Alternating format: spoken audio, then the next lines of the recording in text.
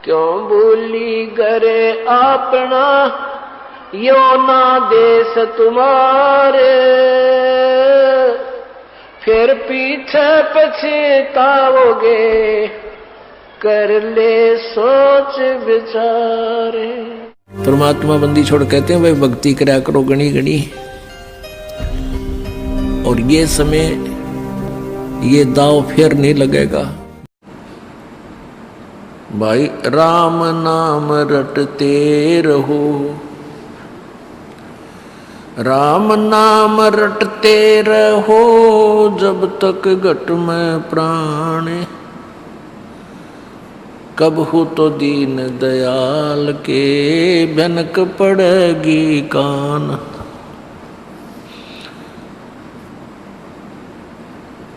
इस मिट्टी के महल में मगन भया क्यों मूडे, कर साहब की बंदगी उस साईं को ढूंढे। पृथ्वीपति चकवे गए जिनके चकर चलंत, रावण सरीखे कौन गिने हैं ऐसे गए अनंत। कबीर थोड़ा जीवना ये मंडे बहुत मंडाने, सभी उभा पंथ सिर ये राव रंक सुल्तान। कबीर एक दिन ऐसा होएगा सबसे पड़े बिछो, राजा राणा छत्रपति सावधान क्यों न हो। कबीर उज्जड़ खेड़े ठीकरी ये गड़गड़ गए कुमारे, ये रावण सरीखे चले गए भाई लंका के सिखदार।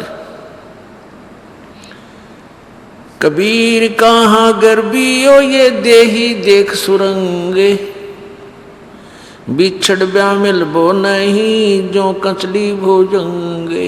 ये परमात्मा परमेश्वर कबीर जी इस भोले जीव को जो काल के जाल में इस झूठे सुख को सुख मानकर निश्चिंत होकर फंसा पड़ा है, उसको क्या समझाना चाहते हैं कि झूठे सुख को सुख है ये मान रहा मनमोद। ये सकल चबीना काल का कुछ मुख में कुछ गोद। जिस लोक में हम फंसे पड़े हैं, इसका राजा, इसका मालिक, इसका स्वामी प्रभु भगवान ये ज्योति निरंजन है, काल है। इसी को ब्रह्म, ये ब्रह्म नाम से भी प्रसिद्ध है। और ब्रह्मा विष्णु महेश इस काल ब्रह्म के पुत्र हैं। इस काल ब्रह्म ने सत्यलोक में, उस सच्चे लोक में जहाँ कोई कष्ट नहीं, कोई दुख नहीं, कोई जरा और मरण नहीं, बुढ़ापा नहीं, कोई रोग नहीं, हम वहाँ रहते थे। वहाँ इस काल ने एक गलती की थी और हमने भी इसके साथ हमने भी एक गलती की थी जिस कारण से हम इस काल के जाल में फंस गए। तो इसने और भयंकर गलती की थी जिस कारण से इसको ये श्राप लग गया 1 लाख मानव शरीरधारी प्राणियों के नित आहार करने का,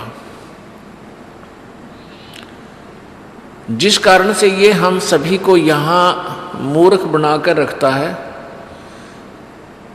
हमारे को ये सच्चा ज्ञान नहीं देने देता। सतलोक के बारे में इसने पूरी जानकारी समाप्त करवा रखी है। अपने से ऊपर किसी प्रभु के बारे में ये सोचने भी नहीं देता किसी प्राणी को। इसको श्राप लगा हुआ है 1 लाख मानव शरीरधारी प्राणियों के नित आहार करने का। अब पुण्यात्माओं जैसे क्या सोचते हैं हम कि स्थूल शरीर तो यही रह जाता है, क्योंकि हम इसी को देख पाते हैं। तो काल खाता किस चीज को है? ये ऊपर का जो कवर है ये तो ऐसा है जैसे सर्फ के ऊपर वह कैंचुली होती है, जिसे कांजड़ी कहा करे, कांजड़ी। और जब सर्प उस कांजली ने छोड़ देता है तो वो सर्प जैसे आकार की पड़ी रह जाती है, पॉलीथीन जैसा, प्लास्टिक से का कवर सा उसका, और ओरिजिनल सर्प न्यारा है।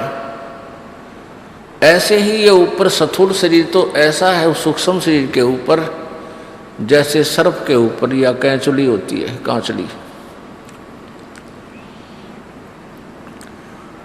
तो उस सूक्ष्म शरीर को 21वें ब्रह्मांड में बने तपतशिला के ऊपर डाल देता है।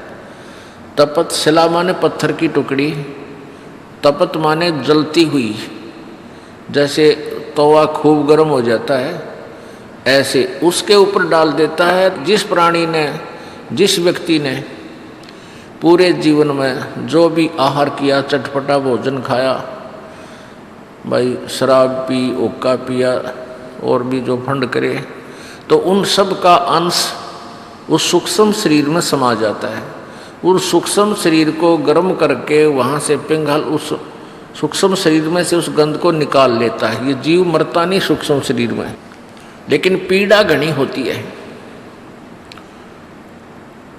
उसको ये खाता है। उसके लिए, अपने आहार के लिए हमें यहाँ पर